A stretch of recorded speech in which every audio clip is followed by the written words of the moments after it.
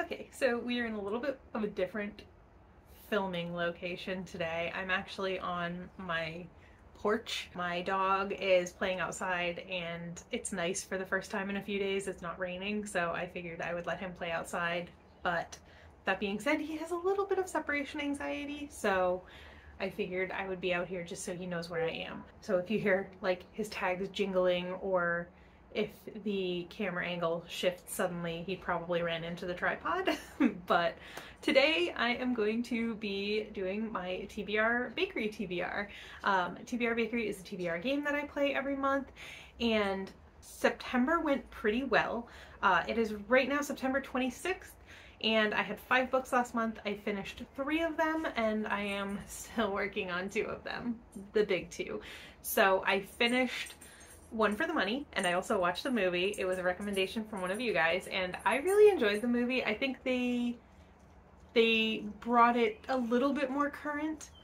When I was reading the book, this isn't my review, obviously, that'll be for my wrap up, but my main kind of critique with the book, or not critique, but like, you know, whatever that kept kind of taking me out of the story was, wow, this is super dated. Like, this would never pass these days. Some of the jokes, some of just like the way they worded things, like the things they said, it was a little dated. Like, you could tell that it was definitely written in the 90s. The movie is from 2012. Some of it was a little, still a little dated compared to 2023, or like by 2023 standards, but I think the movie was really fun, and I love Katherine Heigl, so yeah. I read Beartown. That was a 5-star. Loved it. I read Kingdom of the Wicked. I finished Kingdom of the Wicked. I think I gave that 4 stars. I am not very far into House of Earth and Blood. I think I hit 22% last night, but I am making a concerted effort to read more of that before the end of the month. I still have 5 days, and of course, The Liar's Knot. The Liar's Knot is like, it just keeps coming back.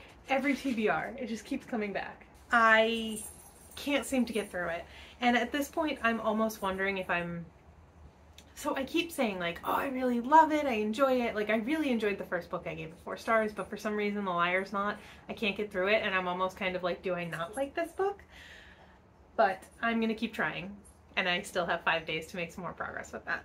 But as of right now, and probably for the end of the month, I did not finish my TBR. So luckily I don't have to take a punishment for last month. But moving on to October. So I have TBR Bakery in October, and I also have 2 readathons. I am participating in Spookopoly-thon, which is Becca's Bookopoly-thon, only she's doing it in October this year because she wanted to do like a spooky one, like a themed one for the fall season. And also Trick or Treat-a-thon, which is another like Halloween themed readathon. That one is mostly over on Discord. I will link it in the description below, as well as Becca's video, announcement video for Bookopoly-thon or Spookopoly-thon. But I won't go into too much detail about those readathons. I'll just quickly touch on what I need to talk about for TBR Bakery TBR. I'm going to try to combine as many books as possible.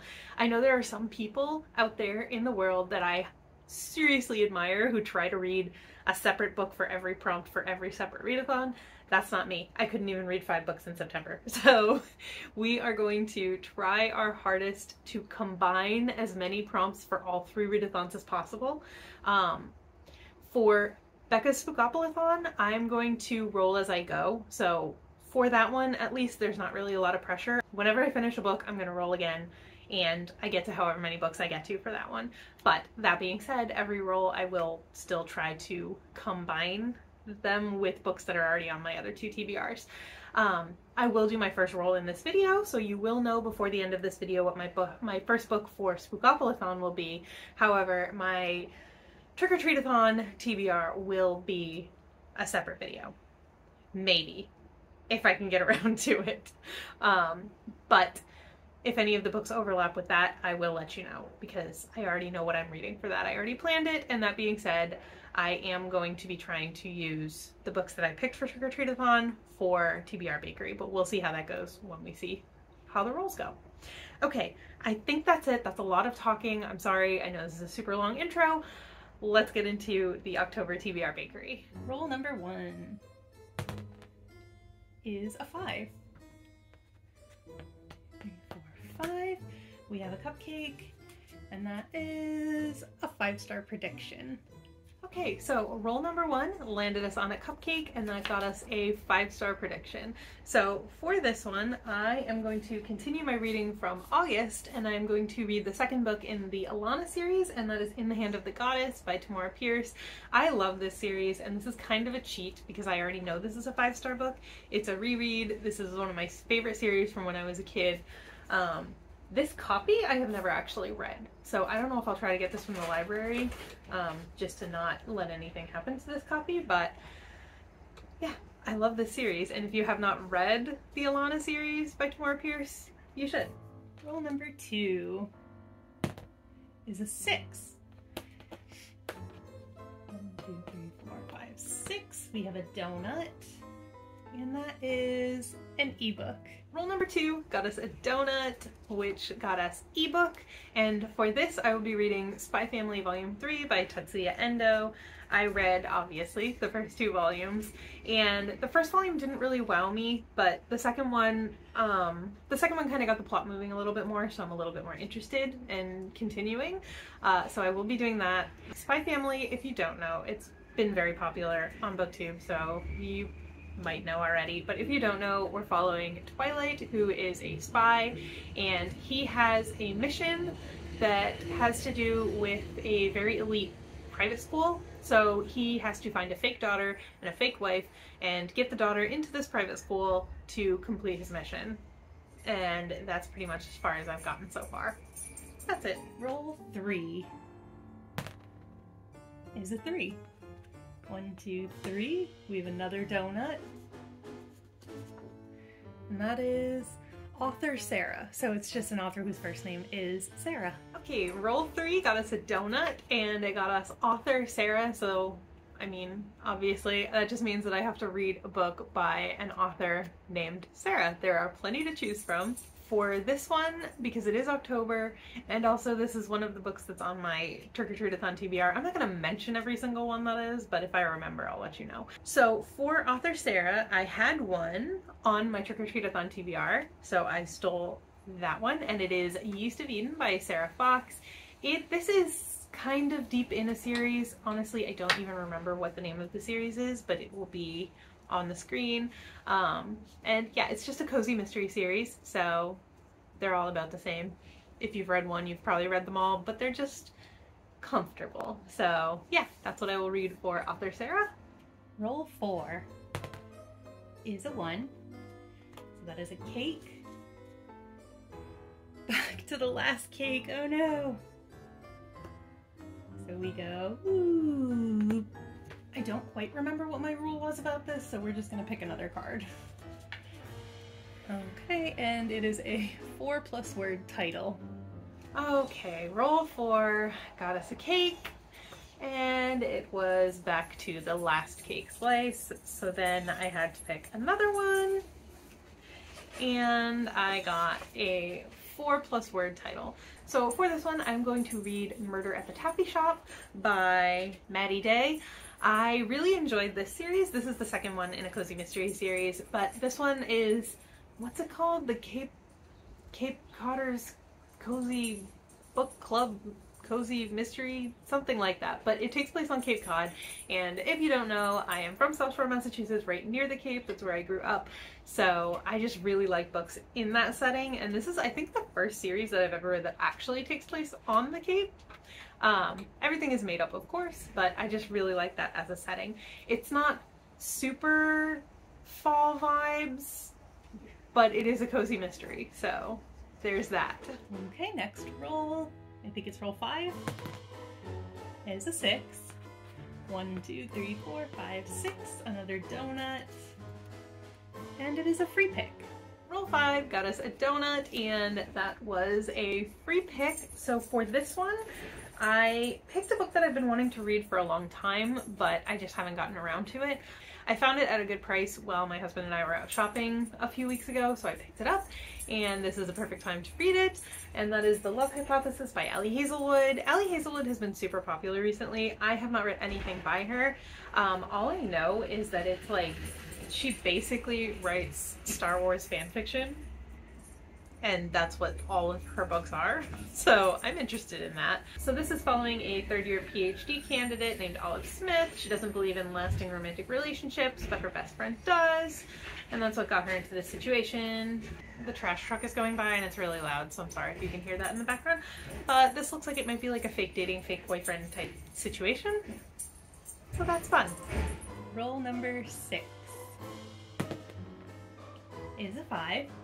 1, 2, 3, 4, 5. It's another cake. And it is a book with a low rating. So I go to my Goodreads TBR and see what books have the lower rating. Okay, roll 6 got us a cupcake, and that was a low rating. So for this, I just go on Goodreads, and basically anything under a 3.5 I consider a low rating. And I really wanted to make it a book that I already owned.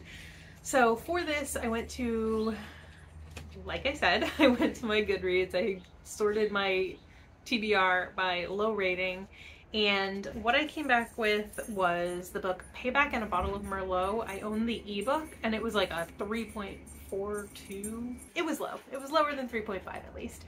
I don't know if I'm gonna like this book, but I figure I'm trying to get through my physical TBR and my ebook TBR, so if I don't like it, I can delete it and just get it out of my life.